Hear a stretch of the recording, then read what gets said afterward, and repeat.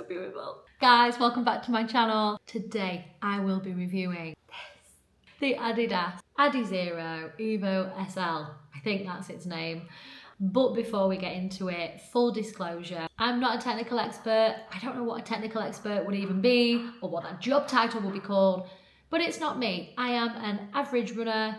I run between 30 and 40 kilometers a week, sometimes less, sometimes more, and I tend to average a pace on my easy runs between 6-minute kilometers and 6:30, and my 5k PB is 26 minutes.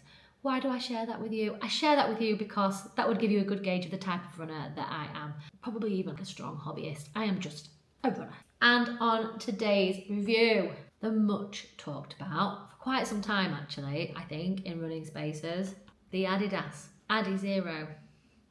Oh, she's so beautiful. What I will remind you is that I am not being paid to talk about the shoe. It has been bought with my own money. It hasn't been gifted, and it's an honest review as someone who's all right at running. But let's start with the most important part. How beautiful it is. We're talking pretty. We go colour and we go pretty. I'm buying with my eyes. There are so many colourways to this shoe.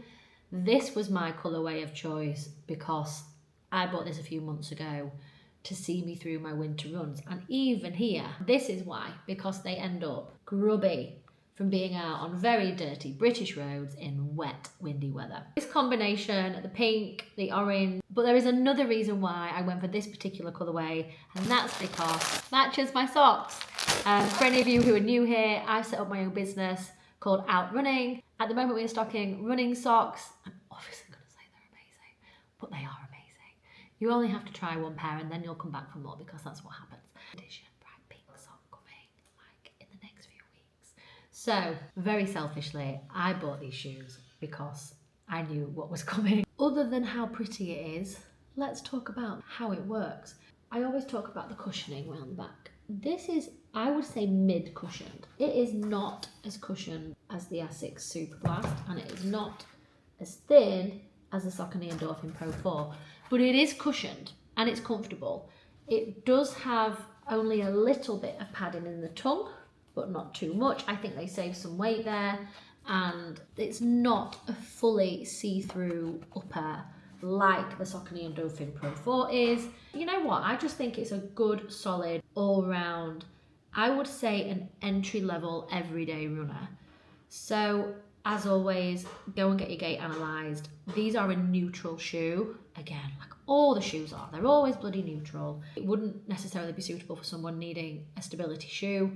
But as I have found over my last 2 years of running, my running form has improved too. So I had slight overpronation on my left foot, and I now, when I'm running, strike more in the midfoot and the front, so my ankle doesn't do that same rolling thing as it did when I was really hitting the backs of my heels on one side. So make of that what you will. Like I say, I'm no technical expert, and my own experience tells me that I've been okay in a neutral shoe as someone with a slight overpronation. The longest run I have done in these has been, did I do a half in them? No, I don't think so yet. Maybe 20k. So these have been out for 20k. In my opinion, they performed really well. They're not as cushioned as the Super Blast, but I do think they sit on that responsive edge. I think where the Super Blast for me was lacking and what made it great for long runs was how plushy it was. Whereas this is not as plushy, and I think it's just got that bit more bite when you run. I don't know what I'm showing you, but bite. It's just got that. It's not as snappy as the Endorphin Pro 4. It's not got a carbon plate. It isn't a carbon plated shoe. But it's just responsive, it's nice, it feels good. And I think I mainly rotate between the Super Blast and this one. This has been my go-to for the last few months because of the winter weather. My Super Blast are already pretty damaged, so I don't know what I was worried about. But this for me just makes a really nice addition to my shoe rotation. So I have a carbon plate, I have the really plushy, comfortable Super Blast, and I have this that sits in the middle of them both. I also have the Endorphin Elite. I haven't worn that trainer for more than a year and a half. I don't think I'm at a place where I'm fast enough to even benefit from a shoe like that at this point. And then my New Balance Fuel Cells, they're finito now. Use them to the death. They were good. And what else did we have? The Nova Blast I had to sell. The Ons, I ran them to the death. So I've done all my mileage in my shoes, and these are what I have in my current rotation. Everything else has been sold, lovingly passed on. What else do we need to know about? So one thing I did love about this shoe is the variation of colorways. There are so many beautiful colors in this shoe, and I think there's something out there for everyone. I was torn between a really bright orange with the pink, again, because of the socks, but also they'd look great with the white ones. But they wouldn't have served me very well through winter. The orange would have been knacked. So we went with the black. There's so many different black variations too. I think they've got the silver colorway, they've got they called it iron core, I think, which was like a really dark grey. I think having so many options of colorways for this kind of means that there's something for everybody. I also think the black and white looks really striking, but as I say, I went for these because I know what's coming from my future sock drops, so a little bit selfish in that. In terms of its performance, I actually just really like wearing this shoe. I think it's pretty, it makes me excited.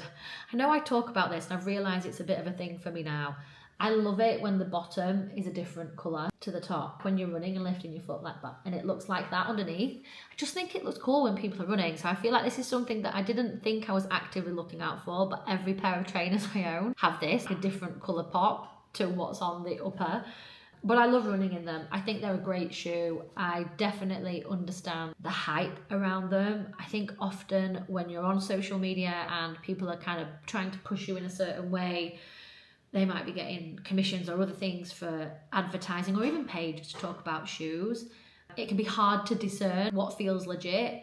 I think these shoes are 10 out of 10. I think they are a legit shoe. I think a lot of people would find them really enjoyable to run in and just feel excited about wearing them. I think that for me is one of the main things. I want to feel excited about putting my shoes on. And at the moment, between the 3 shoes I have in my rotation, I think I'm excited to wear them all in a nice part of my rotation. Right now, I don't think I need another shoe. I think I'm set between a race day, a really plushy long run, and something that can see me through every day, especially in winter. Would I look for a really nice spring trainer, summer trainer? Maybe. When I've put some more miles on my other shoes, I'd be in the market for something new, but right now, no, I'm good, I'm set. And I think that's the main thing. We need to be pretty satisfied with the trainers that we've got, run them into the ground, and then put our head into the market for something. If you've been thinking about getting something like the Adizero, I recommend them. I think they're a great shoe. They're a nicer price point. I think they're coming in at about £130 at the moment.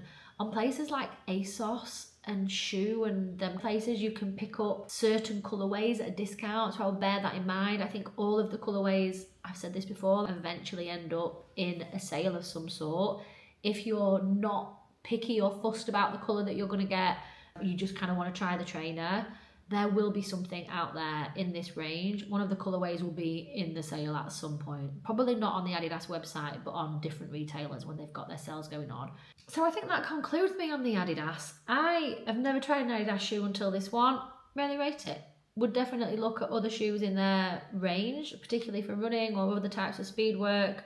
But for now, I think I'm pretty set. Let me know what you think. If you have the Adidas, if you have any of the Adidas actually in their range, I'd love to know what your thoughts are. I know this one is a popular shoe